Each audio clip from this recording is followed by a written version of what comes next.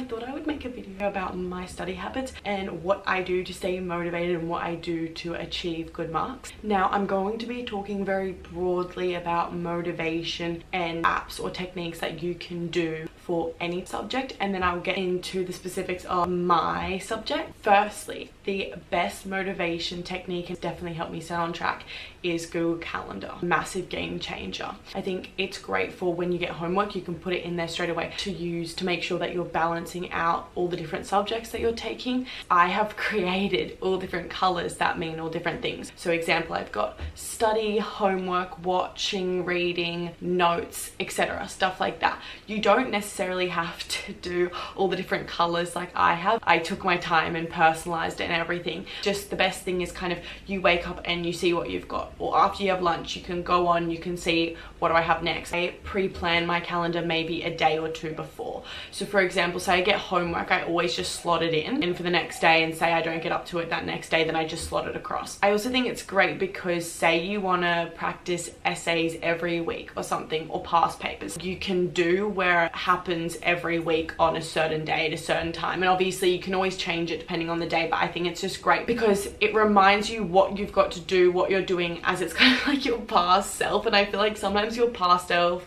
can be more motivated in a way, whereas maybe when you get to the moment where you have to do the essay, it's kind of like I would prefer just to drag it on. My second thing is to get yourself a planner. So this is just like a really basic planner.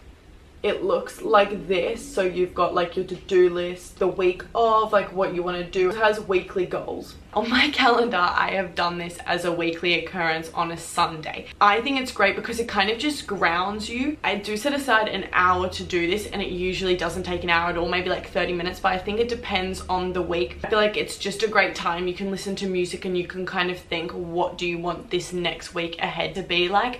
I think doing it on a Sunday is the best time because obviously it's the end of the weekend. You can be very aspirational about it. You can be, like I say, you're more motivated compared to like when you have to get to it, and it makes me think about what I want to do this week, what I want to achieve. So for another, just very broad for all different subjects, what I think is great is to do every term a feedback table.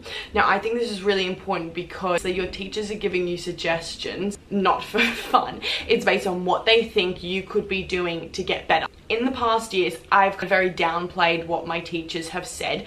I feel like sometimes you don't really understand it. But if you make a table, for example, and say you just do term 1, say you do for English, take all different tables. In the columns, what you should do is, okay, what did you do well? What did your teacher say that you should work on? And then what are you going to do next time? You can kind of see, okay, what are you doing really well? What has changed? I think by doing this year, this really helped me. For example, with discourse markers, or say I wasn't comparing. By also looking at the feedback table before you do a past paper or before you do an essay, for example, you're thinking about it constantly. Okay, what did I miss last time? What will make this better? Because I think as long as you're thinking about it and as long as you know what you didn't do last time, it will definitely help your writing this time. You could even put that at the top of when you write your essays or whatever you do. I think that's great, or even just write it down.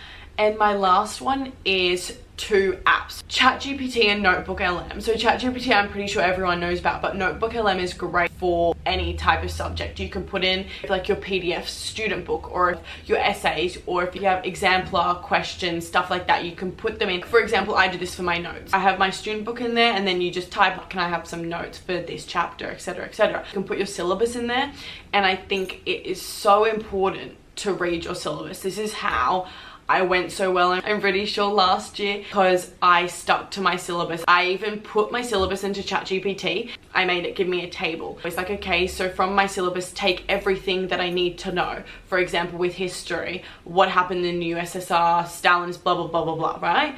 And then I tick it off once I know what happened. Okay, the night of the long nights, yeah, I know that, etc. That's for Germany. But yeah, it's great for any subject because you can look through it, and I think that table really did help me. So that's just like a little thing of what ChatGPT can do, but you've got the stimulation where you can talk to it. Talking to it is great when you don't understand something or you're trying to make sure it gets in your head. So that is very broadly, and now I'm going to go into my subjects. So I do English literature, history, and business, and obviously they're very heavy essay-based subjects. They're very analytical, but I'm just going to give you what has helped me ingrain the content into my brain, because at the end of the day, I do believe that the way you ace an exam and the way you go really well is as long as you know all the content. Yes, then there's obviously the contradiction that you need to know how to plan, you need to know how to write an essay, etc.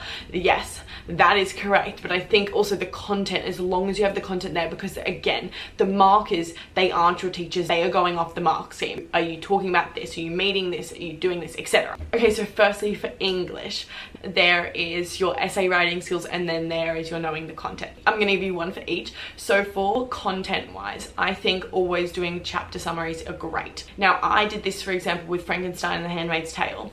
I made a graph, I made a Google Doc, as I have a Frankenstein chapter summary, and then I've got a Handmaid's Tale chapter summary. So first of all, I obviously recommend read the book. Think that's very straightforward. But then for the chapter summaries, I recommend listening to an audiobook. Now, most of these novels that you're probably given for English, they have been written maybe 50 years ago, and usually then they're out for free. So you can usually just type them up on YouTube. Otherwise, I would recommend purchasing an audiobook for this, just in the sense that compared to reading and then having to write the summary, I think it's so much easier. You can multitask, you can listen to what they're saying and then write brief notes about it. But what I've done here is obviously there's themes, what characters are in their symbols, because obviously at the end of the day, that is what is most important when you go into the essay. As long as you know what happened in these chapters, say you get a question about ambition or responsibility or relationships, something like that, what extracts talk about this the most. I have been able to look at the essay question and not get so scared about quotations, because also quotations are a part of your AO2. And then for essay writing, nothing was more daunting to me than being like, okay, sit down, write an essay, do it for an hour or do it for 3 hours. I know time practice is so important, and don't get me wrong, but I do believe that you have to nail the essay writing skills before you can actually do the time practice. One thing is just do one paragraph. So for example, for my comparison, or for an unseen poetry, if you just try focus on doing one really good paragraph, make sure that you've got a great, clear and concise topic sentence that you're analyzing properly. And then obviously, depending on what you're doing, if there's context, if there's different interpretations, if you have to compare, etc. But I think by doing one paragraph and then getting your teacher to mark it, or then you can also even put it into ChatGPT. If you do a past paper, obviously then you can put the marking scheme into ChatGPT too and say, okay, give me a really honest and not biased mark. I think by doing this over time, you'll not only get quicker, but you'll see how you're writing, what you're doing.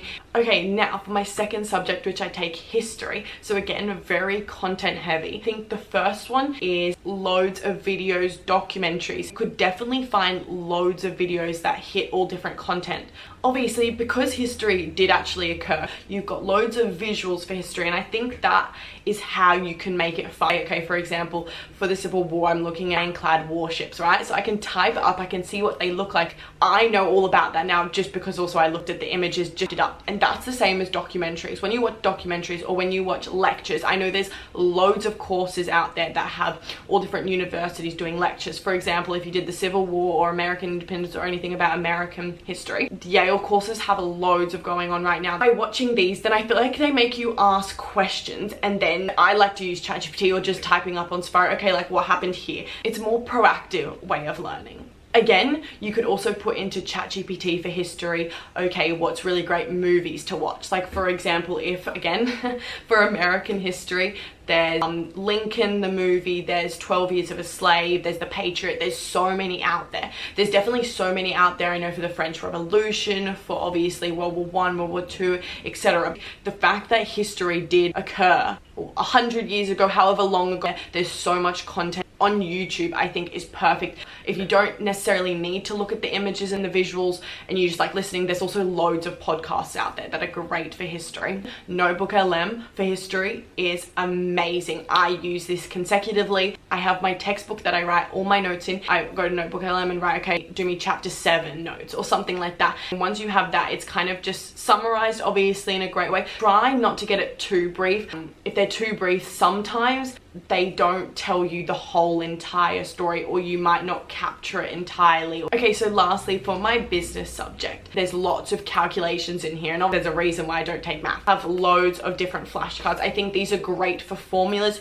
Write down the formula and then make sure then you actually go practice, and this is what I then use ChatGPT for, or go look at past papers. With using past papers so early on, sometimes then when you go to revise, especially your final exams are coming up, you've used all the past papers and you don't really want to do them again. You've got your formula on your flashcard, and then you find a past paper that asks the calculation question, then you've got the case study. I would put that into ChatGPT and say, can you replicate this? Can you make me numerous, say 4 or something like that? But so you've got the layout, so it is like you're doing a past paper. They haven't been done before. And then for business, what I do think is great is using your syllabus. This is how I think I got 100 out of 100 on my paper 1 exam. So what I did is I took my syllabus, put it into ChatGPT. Not only did I tell you what I did with the notes, chapter 1, give me notes, etc.